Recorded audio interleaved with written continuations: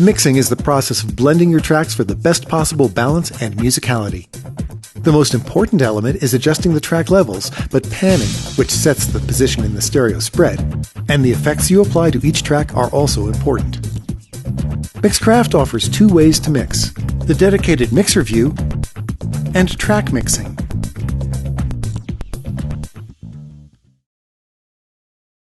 When you're recording, editing, and arranging a song, it's helpful to see as many tracks as possible. So it's convenient to have mixing controls in each track header so you can start setting up a rough mix as you develop a project. Each track has its own level control for varying volume, and panning control to set the track's position in the stereo field. The mute button silences a track, while soloing a track mutes any track that's not soloed. You can solo several tracks at once. If a track's mute and solo are both enabled, solo overrides mute. Hovering over the FX button lists the effects inserted in a track. Each track can have its own send control for working with effects that are common to multiple channels, as explained in the Mixcraft University video on effects. Mixcraft tracks also have automation lanes, where you can program track level, panning, and effects parameters. Instrument tracks let you automate any available instrument parameters as well. For more information, see the Mixcraft University video on automation.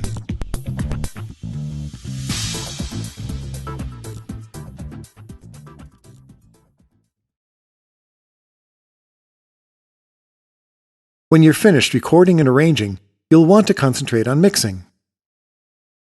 Unlike the track view, whose workflow is optimized for recording, editing, and arranging, the mixer view is optimized for mixing.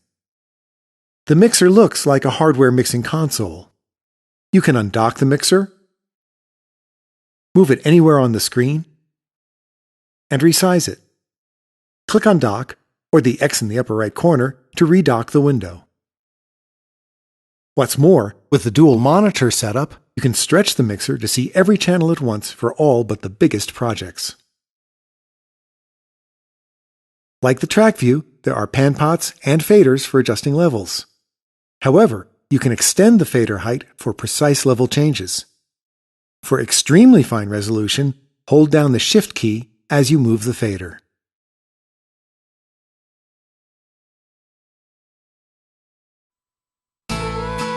Part of mixing involves not just balancing levels, but also timbre.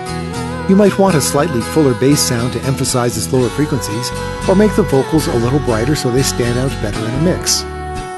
Another common technique is to reduce an acoustic guitar's mid-range frequencies to create space for other instruments in the same frequency range, as well as give an apparent increase in the guitar's high and low frequencies because the mids are reduced. The mixer has 3 bands of EQ: high, mid, and low. You can boost or reduce each band to optimize the track's sound. But also note that, like a track, each channel has an FX button. If you need more detailed control over timbre, add the Acoustica EQ, Classic EQ, or Pultronic Tube EQ, and of course, you can add other effects as well. As with tracks, hovering the mouse over the FX button shows which effects are inserted.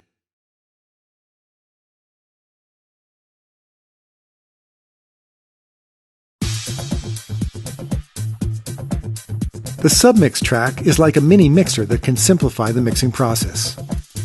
For example, suppose a drum part has individual tracks for kick, hi-hats, percussion, click, a glitch beat, and cymbal crash, and you've created the perfect blend of these tracks. But now you decide all the drums need to go up or down in level. With Submix tracks, you can control all these levels simultaneously with a single Submix track fader. To do this, insert a Submix track in Track View or the mixer. However, Track View makes it easier to see which tracks are part of the Submix. Drag each track you want to submix into the Submix track. Note how in Track View, each submixed track becomes indented under the main Submix track. Now, vary the Submix fader to change the level of all the submixed tracks. A Submix track also has pan, mute, and solo. You can even add an effect to process all tracks simultaneously.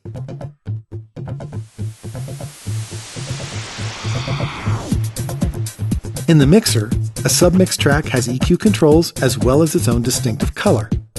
The output field for each track feeding a submix shows the submix track name instead of main mix. You can have as many submix tracks as you like and use the Show Hide Track checkboxes to hide the tracks feeding the submix. This reduces clutter if the submixed tracks no longer need to be adjusted.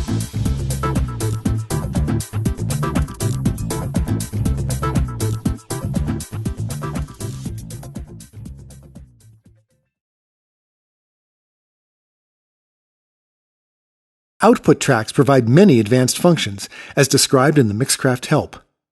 One simple option is to use output tracks as an alternative to submix tracks when you want simpler operation and greater fader resolution.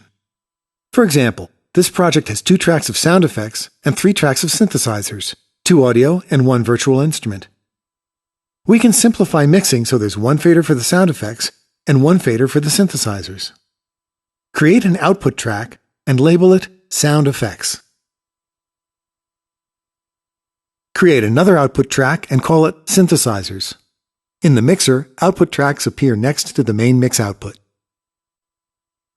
Assign the sound effects track outputs to the sound effects output track and the synth tracks to the synthesizer output track. Unlike submix tracks, an output track doesn't own specific tracks, and you can assign any mixer track at any time to an output track. Now, you can hide the individual sound effects and synth tracks and adjust their levels with the output track faders.